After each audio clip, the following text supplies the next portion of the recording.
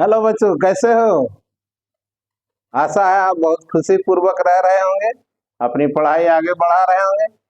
चलिए, उसी पढ़ाई को आगे बढ़ाने के क्रम में हम आपकी मदद करते हैं और आज सीखते हैं बेयर इंफिनिटिव वाले सेंटेंस का पैसिव कैसे बनाएंगे और डबल ऑब्जेक्ट वाले सेंटेंस का पैसिव कैसे बनाएंगे।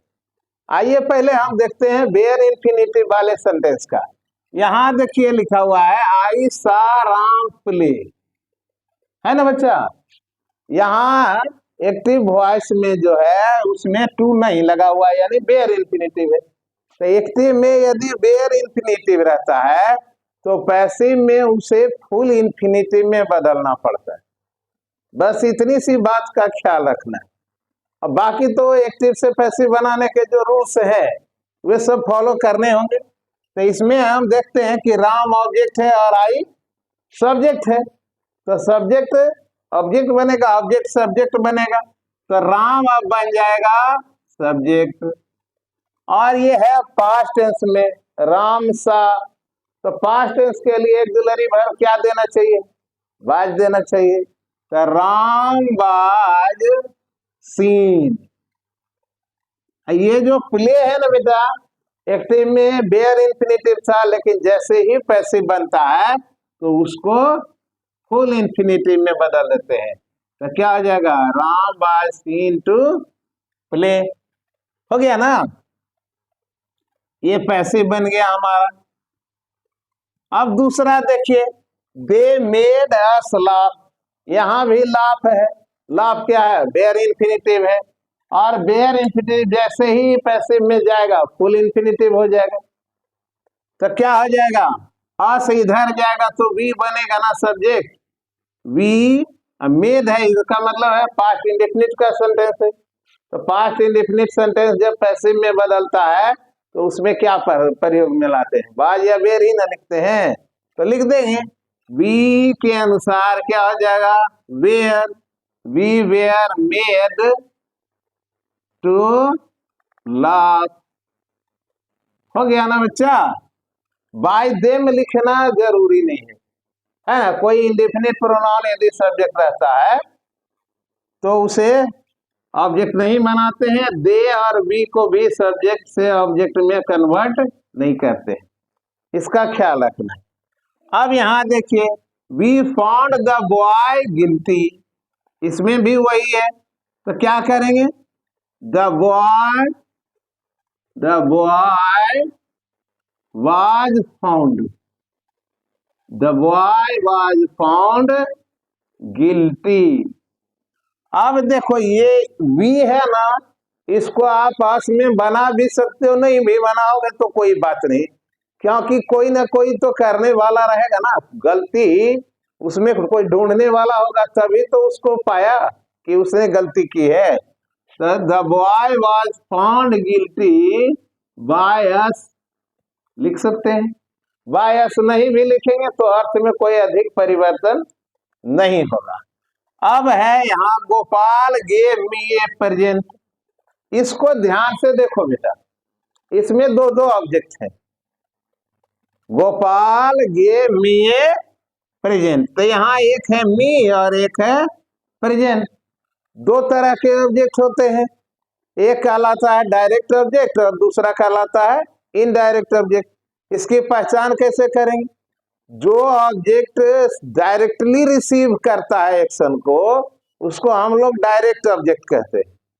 और जो इनडायरेक्ट रूप से रिसीव करता है किसी एक्शन को, वह इनडायरेक्ट ऑब्जेक्ट कहलाता है। यदि ये बात आपको समझ में नहीं आ रही तो कोई टेंशन नहीं लेना है। आपको ध्यान यही रखना है कि जो ऑब्जेक्ट लिविंग हो, मतलब जिसमें लाइफ हो, उस ऑब्जेक्ट को हम लोग कहते हैं इनडायरेक्ट ऑब्जेक्ट। और जो लाइफलेस ऑब्जेक्ट होता है उसको कहते हैं डायरेक्ट ऑब्जेक्ट। आप इसे ही याद रखो, आप सफल हो जाएंगे उसको पहचानने में। तो ऐसा यदि सेंटेंस मिले जिसमें दो ऑब्जेक्ट हो, एक डायरेक्ट और एक इनडायरेक्ट, तो कोशिश हमें करना है कि इनडायरेक्ट ऑब्जेक्ट को ही सब्जेक्ट बनाया जाए। अब है कि ऐसा क्यों करना है?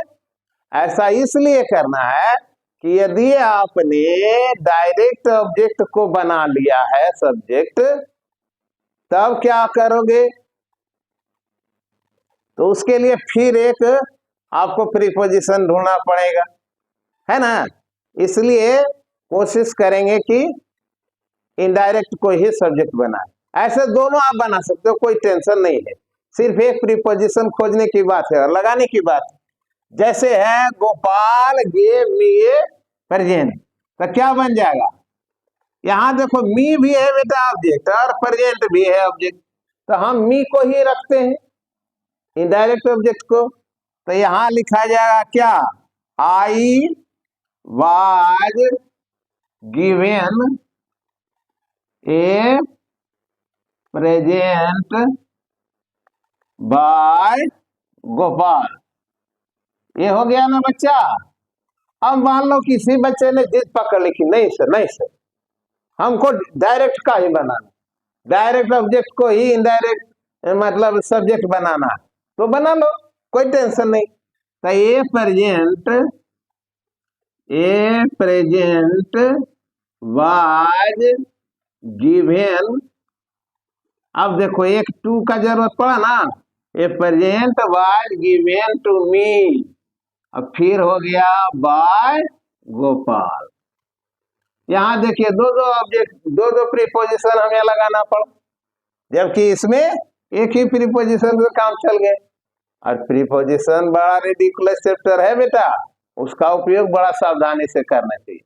तो होशियारी हमारी इसी में है कि इनडायरेक्ट ऑब्जेक्ट को ही पैसिव का सब्जेक्ट बनाए। अब अगला देखते हैं, ही प्रोमिस्ड मी ए प्राइज, इसमें भी दो ऑब्जेक्ट है। ही प्रोमिस्ड मी ए प्राइज, तो मी भी ऑब्जेक्ट और प्राइज भी ऑब्जेक्ट, तो क्या करेंगे? मी को ही सब्जेक्ट बनाते हैं, आराम होगा।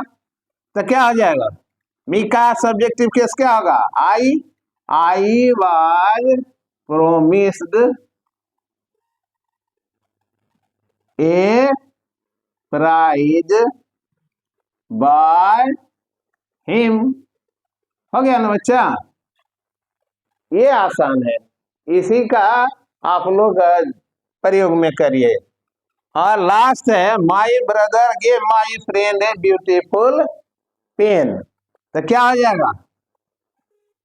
माई फ्रेंड है इनडायरेक्ट बेटा, इसी को सब्जेक्ट बना लेते हैं, प्रीपोजिशन का झमेला खत्म। तो क्या हो जाएगा? My friend